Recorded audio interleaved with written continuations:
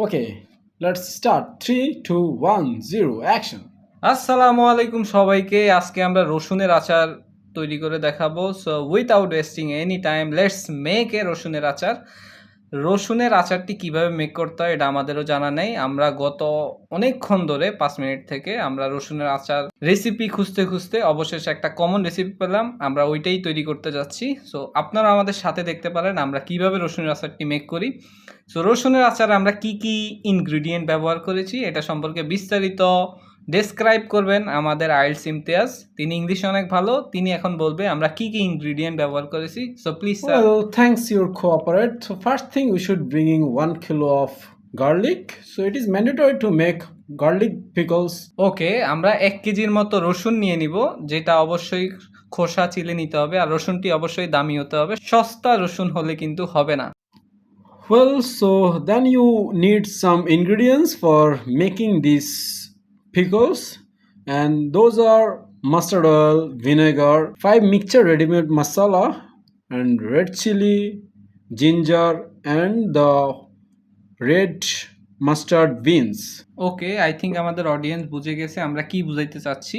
এবার মেইন প্রসেসটা শুরু, যেটা আমরা খুবই খারাপ, মানে চুলাতে আমরা একটা পুরাতন ফ্রাই প্যান নিয়ে নিলাম, যেটাতে আমাদের এই 5 ফোড়নটা একটু ভেজে নিছি, অর্থাৎ 5 মশলাটা 5 ধরনের মশলাটা ভেজে নিলাম। ভেজে নেওয়ার পরে আমরা এর থেকে আরও পুরান আরেকটা পাতিলা নিলাম, যেটাতে আমাদের সরিষার তেল বা বালার তেল ঢেলে দিলাম, প্রায় 1/2 লিটারের মতো। কিছুক্ষণ পর যখন তেলগুলো একটু গরম হয়ে গেছে, তখন আমাদের দামি রসুনগুলো তেলে ঢেলে দিলাম।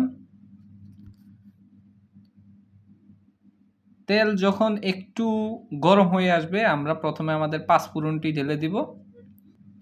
হালকা কিছুক্ষণ উতাল পাতাল নাড়ানাড়ির পর আমরা ঢেলে দিব আরও একটু সরিষার তেল, কারণ আমাদের প্রথমবার সরিষার তেলটা শর্ট হয়ে গেছে। তো আমরা পাশের বাসা থেকে আরও একটু সরিষার তেল ধার করে নিয়ে এসে আবারও ঢেলে দিলাম। এরপরে যে মশলাগুলো দিতে হবে এগুলা দিবে এখন আমাদের আইএলটিএস ইমতিয়াজ ইংলিশে। Well, thanks. So first thing we should add it in these pickles, that is red chili, and after that the looking it's not well. So I think the pickle is not so good looking. So we think mix the turmeric powder and some chili powder, and after that we should mix the pickles that we make, and that makes the garlic, ginger, and the white mustard beans. And after mixing the things, and it looks quite good, and it smells are its aromas are surrounding our house, and I think it would be delicious for eating. ওকে, আমাদের ইমতিয়াজ ভাই ইংলিশে লবণ দিতে ভুলে গেছে।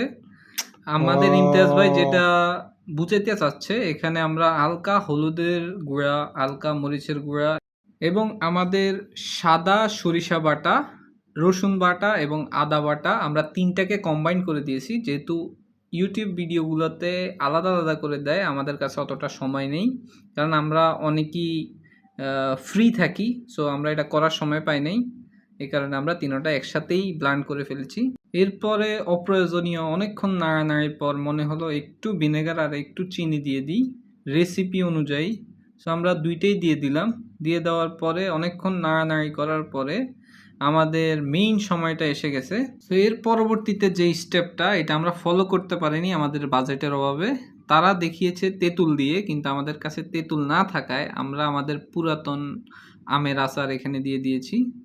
It's also good because it's made by mango, so mango is also attractive and it's increase the taste in garlic pickles. So it's don't worry about this. যেটাই বুঝাইছে, main কথা হচ্ছে আমাদের বাজেট ছিল না। সো মোটামুটি জীবনের আধা ঘন্টা 1 ঘন্টা নষ্ট করার পরে আমাদের তৈরি হয়ে গেল রসুনের আচার। Garlic pickles, man. ওকে, গার্লিক পিকলস হয় আর রসুনের আচার হয়, টেস্ট তো সেমই হবে। সো সো বাজেট অনুযায়ী যে রেসিপিটা তৈরি হয়েছে এই রেসিপিটা শেষ পর্যন্ত দেখার জন্য সবাইকে ধন্যবাদ। আমাদের লাস্ট ইন্ট্রো দিয়ে দিবে আমাদের ইমতিয়াজ স্যার ইন ইংলিশে। So if you are like our video, you should subscribe our channel and for our unparalleled video and that we upload our next time, and enjoy with us, stay with us. Thanks. অতএব ভাই বুঝাইছে ইংলিশে আপনি আমাদের চ্যানেলটাকে subscribe করে দিবেন পরবর্তী আমাদের ইউনিক আরও একটি রেসিপির জন্য, যেটা আমরা আবার আরেকজন থেকে কপি পেস্ট করে আপনাদের সামনে নিয়ে আসব। তো ধন্যবাদ সবাইকে, দেখা হবে অন্য কোনো ভিডিওতে। আমি আছি রেসিপির সাথে, আপনারা কার সাথে আছেন জানি না। আজকের জন্য আল্লাহ হাফেজ, দেখা হবে কোনো অন্য ভিডিওতে।